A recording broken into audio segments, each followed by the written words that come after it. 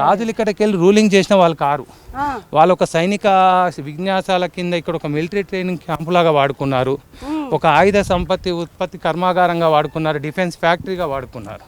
తర్వాత ఏ తరం రాజులు వచ్చినా కానీ వాళ్ళు ఒక సైనిక క్షేత్రంగానే వాడుకున్నారు, కానీ రాజులు ఇక్కడ వచ్చి రూలింగ్ చేయలేదు. అన్న ఈ భువనగిరి గుట్టకి నాకు ఒక దోస్తానున్నది.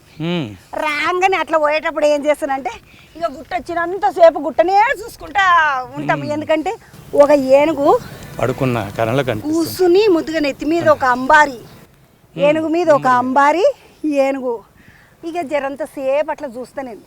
దీని ఆకారం అట్లా ఉండడానికి ఏమైనా చేసిండు వచ్చినా ఇది నిజంగా ఇది సహజ సిద్ధమైన రాయనమ్మ వాస్తవాన్ని చెప్పాలంటే. ఎందుకంటే ఇది ఏనుగు పడుకున్న ఆకారంలో ఉంటాయి. ఇప్పుడు మనం ఏనుగు తొండం మీదకి వెళ్ళి ఎక్కుతున్నాం. ఈ ఫస్ట్ గేట్ జరిగినాక మండపం దాకా వచ్చినప్పుడు ఏనుగు నెత్తి మీదకి వచ్చినట్టు వస్తుంది పైన. ఎస్, అదే ఆ పైన ఉన్న బిల్డింగ్ ఉన్నదేమో ఏనుగు వెన్ను మీదకి ఉన్నట్టు ఉంటుంది.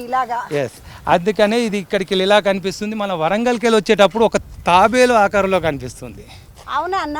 అయితే ఇప్పుడు అందరికీ ఏమో ఈ ఏనుగు ఆకారందే మనకి ఇక్కడ మనకు పబ్లిసిటీ కనిపిస్తుంది, కానీ అక్కడికి వెళ్ళి తాబేలు ఆకారంలో కనిపిస్తుంది. నేను చూడకపోతే అన్న నాకు ఇంకొక అనుమానం, ఈ గుట్ట మీదకి ఎక్కాలంటే మొత్తం ఎన్ని మెట్లు ఉంటుండొచ్చు?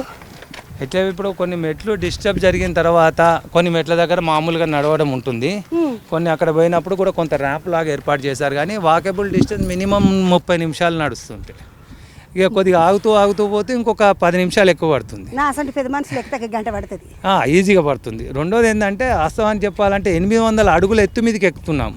మనం నడిచే వెయిట్ ఎంతుకుంటుంది అంటే ఎక్కుతూ ఉన్నప్పుడు మనకు లంగ్స్ మీదనే కానీ మన మజిల్స్ మీదనే కానీ జాయింట్ మీద వెయిట్ పట్టడం వల్ల మనకు ఎంత క్యాలరీస్ మన బాడీలో ఖర్చు అవుతాయి అంటే గ్రౌండ్లో మనం 8 కిలోమీటర్లు నడిస్తే ఎంత మన బాడీలో ఒత్తిడిలోనే క్యాలరీస్ ఖర్చు అవుతాయి, ఒక పైకి ఎక్కడానికే అంత బాడీలో క్యాలరీస్ ఖర్చు అవుతాయి. ఏమో నేను నడుండి ఇక జరసేపు దబదబ మెట్లెక్కి మళ్ళీ ముచ్చట మాట్లాడుకుందాం. కానీ అన్న ఇప్పుడు మనం ఎన్ని మెట్లు ఎక్కించిండొచ్చు? మనం వచ్చింది ఒక 20% వచ్చాం.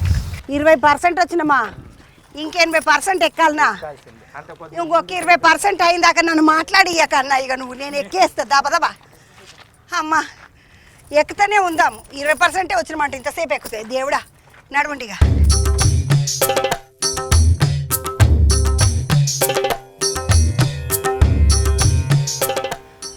మొత్తానికైతే 20% ఎక్కినా అన్న కానీ 30% ఎక్కినా, జరంత ఎక్కినా మళ్ళా.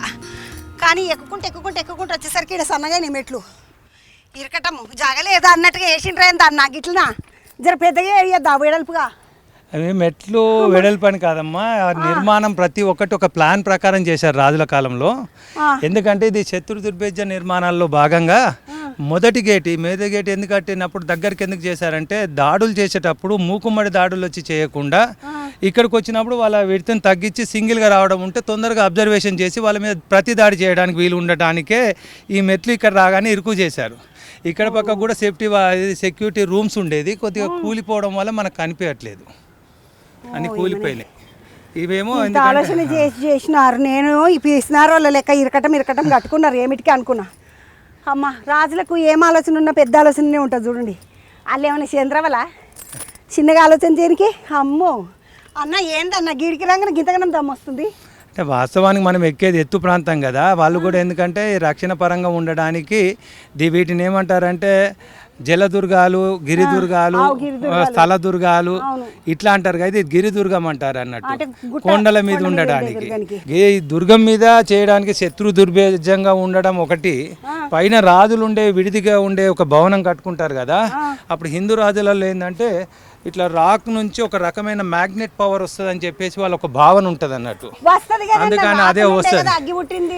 అదే అందుకనే మునులు ఋషులు వీళ్ళందరూ పర్వతాలనే తపస్సులు ఎందుకు చేస్తారంటే వాళ్ళకి ఏకాగ్రత లభిస్తుంది, వాళ్ళ మైండ్ అనేది కూడా బాగుంటుంది అనే ఉద్దేశంతో అలా ఎత్తు ప్రాంతం మీద కట్టుకుంటే వీళ్ళకి కూడా ఒక రకమైన మ్యాగ్నెట్ పవర్ తోటి వాళ్ళకు కొన్ని ఆరోగ్యపరంగానే కావచ్చు, తెలివి పరంగానే కావచ్చు, ఇంకేదైనా విధానం కావచ్చు.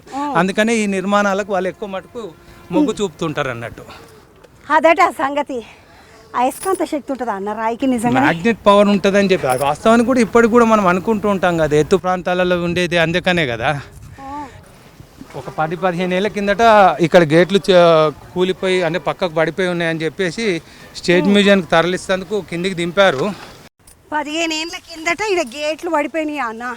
ది మెయిన్ గేట్ ఉండేది, పెద్ద గేట్లు. ఆ పెద్ద గేట్లు కూలిపోయి అంటే సైడ్ కొరగడం వల్ల వచ్చిన వాళ్ళంతా దానికి సంబంధించిన ఇనుపై ఉండేటి వాడి తీయడం ఏవో చేసి చెడగొడుతూ ఉంటే భద్రత లేదని చెప్పి స్టేట్ మ్యూజియం తరలించాలని కిందికి దింపేశారు అన్నట్టు. అందువల్ల మనకి ఇది కనిపిస్తుంది. ఇది మెయిన్ ఫస్ట్ గేట్. ఇది ఫస్ట్ గేట్ అన్న. అన్న మళ్ళీ ఇదంతా ఎట్లా కట్టినట్టు, ఎందుకు కట్టుకున్నట్టు అర్థం కాలే. అయితే ఇంకోటమ్మా, ఇది మెయిన్ ఎంట్రన్స్. ఈ ఎంట్రన్స్కు ఈ డోర్లు లాక్ చేసినప్పుడు, దాడి చేసినప్పుడు, శత్రువులు వచ్చినప్పుడు పెద్ద పెద్ద కర్ర దుంగలతోటి డోర్లను కూలగొట్టకుండటానికి పట్టుకెళ్ళి తీసుకెళ్ళడానికి ఇక్కడ వాల్ అడ్డం వస్తుంది. తర్వాత ఫిరంగు బుల్లెట్లు డైరెక్ట్ దీని మీద అటాక్ చేయడం ఉండడానికి కూడా ఈ వాల్ అనేది ఒకటి ప్లాన్ చేసి ఇది కట్టుకున్నారు. అంటే ఇది రక్షణాత్మక ధోరణిలో శత్రు దుర్భేద్యమైన నిర్మాణాలు. ఆ 3 హోల్స్ ఉన్నాయి కదా ఈ పైన కింద. ఈ డోర్లు మునిగినప్పుడు ఇక్కడ వాళ్ళు పగల కొట్టేటప్పుడు వాళ్ళ మీద ప్రతి దాడి చేస్తేందుకు అందులో కలిగి మరుగుతున్న నూనెనే కానీ వాటరే కానీ వాళ్ళ మీద పోయడానికి ఆ పైన ఉన్న హోల్స్ వాళ్ళని పర్యవేక్షణ చూడడానికి సైన్యం.